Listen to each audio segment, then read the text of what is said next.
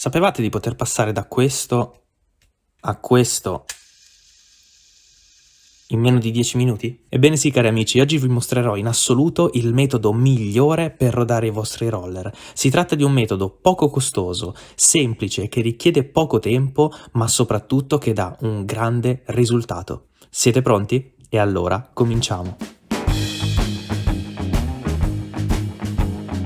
Ben ritrovati al garage della Bassa ancora una volta. Sarete d'accordo con me che quando compriamo questi roller ovviamente cuscinettati, anche considerato quanto costano questi roller, vorremmo avere la miglior prestazione in assoluto, soprattutto se decidiamo di correre in categorie come la speed, dove la scorrevolezza è tutto. Però purtroppo appena sbustati questi roller, come vedete, sì, scorrono sicuramente meglio di quelli in plastica, però non scorrono ancora in maniera così fluida, avrebbero bisogno di un aiutino. Alcuni pensano che questo problema si risolva solo pulendoli con del petrolio bianco, petrolio lampante o con dello zippo, altri pensano che invece si roderanno nel tempo in gara, ma non sempre è così, quindi c'è un modo semplice, come vi dicevo, per poter ovviare a tutto questo. La prima cosa di cui avremo bisogno sarà un utensile rotante con montato al suo interno la pinza da 2 mm di diametro e uno shaft del motore. Questo ci servirà per poter incastrare al suo interno il roller e farlo girare velocemente, quindi nulla vi vieta, se non avete questo, di poter utilizzare un motore Tamiya. In questo caso vi sto facendo vedere un Ultra Dash, appunto perché permette di avere una rotazione molto veloce ma anche di avere tanta coppia. Il concetto è lo stesso, perché come lì c'è uno shaft del motore, c'è anche qui, la misura è la stessa e quindi il risultato sarà lo stesso. Poi avremo bisogno di un barattolino con al suo interno del petrolio lampante. Questo ci servirà dopo per pulire bene il roller da tutte le impurità. E ultimo, ma non per importanza, anzi forse anche la parte più importante, una soluzione di acqua e pasta abrasiva. Vi faccio vedere quale pasta abrasiva uso io. Io uso questa della Arexons. Il problema è che non vi so dire se sia ancora in commercio, perché questa l'ho comprata più di 10 anni fa, quando toglievo i graffi dalla mia prima auto. Non vi so nemmeno dire delle quantità di acqua e di pasta abrasiva, andate un po' a occhio fino a quando vedete che la soluzione all'interno è completamente bianca. Altra cosa importante prima di cominciare: se la lasciate ferma per un po' di tempo, la pasta abrasiva si depositerà sul fondo, quindi assicuratevi, mescolandola per bene con un po' di pazienza, che tutta la pasta abrasiva che c'è adesso sul fondo sia completamente disciolta all'interno dell'acqua. Ecco qui. Dopo averla scossa per bene, tutta la pasta abrasiva che era sul fondo si è ridisciolta all'interno della soluzione. Quindi adesso che abbiamo tutto, finalmente possiamo cominciare. Prendiamo il nostro roller e incastriamo lo shaft del motore all'interno del cuscinetto del roller. È molto facile come cosa, come vedete lui tranquillamente non va da nessuna parte, anzi sarebbe anche abbastanza difficile da rimuovere. Dopo con un colpo secco riusciremo a tirarlo via. Aggiungiamo un po' di soluzione di acqua e pasta abrasiva sul cuscinetto e basta. Facciamo, magari l'aiutiamo ad andare bene dentro il cuscinetto con le nostre dita. E a questo punto tappatevi le orecchie, perché dovremo accendere il nostro utensile rotante. Ovviamente, essendo incastrato nella parte interna ed essendo un cuscinetto composto da una parte interna e da una parte esterna con al centro delle sfere, se noi teniamo fermo il roller e facciamo girare lo shaft al centro, di conseguenza anche le sfere all'interno ruoteranno, allo stesso modo di come se io tenessi fermo questo e facessi girare il roller, le sfere all'interno ruoterebbero. Quindi lo teniamo ben fermo e, dato che le sfere al suo interno cominceranno a girare velocemente insieme alla soluzione di acqua e pasta abrasiva, si pulirà l'interno del cuscinetto per bene.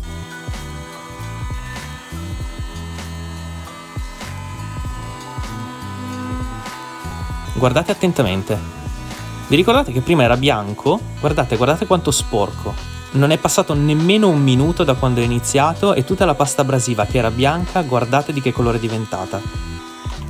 Ok, ci fermiamo e aggiungiamo un altro po' di pasta abrasiva.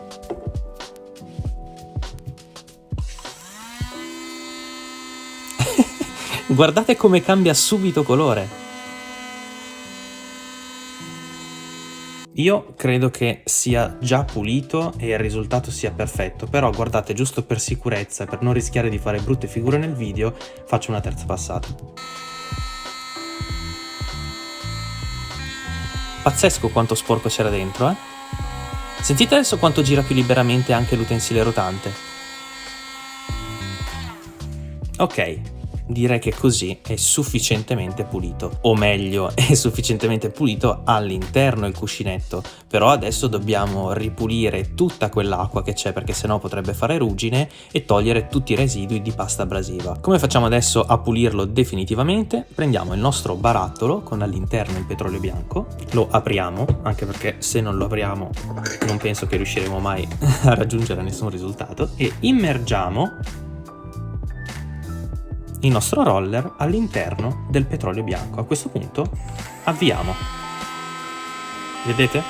Non c'è nemmeno bisogno di scervellarsi troppo. Basta utilizzare correttamente l'utensile rotante e il roller si autopulisce.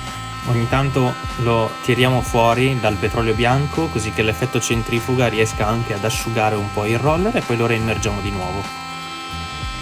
Ecco, mi raccomando, quando lo reimmergete, colpo secco, perché altrimenti il roller ruotando rischiate di sporcare tutto ciò che vi si trova attorno. E dato che il petrolio bianco puzza tanto, non è proprio il massimo sporcare l'ambiente con il petrolio.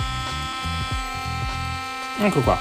Secondo me abbiamo finito, ancora non lo so. Lo facciamo scolare per bene e poi fermiamo. Non ho ancora toccato il roller, guardate come gira. È bellissimo. È stupendo vedere il risultato di questa procedura. Guardate come scorre bene.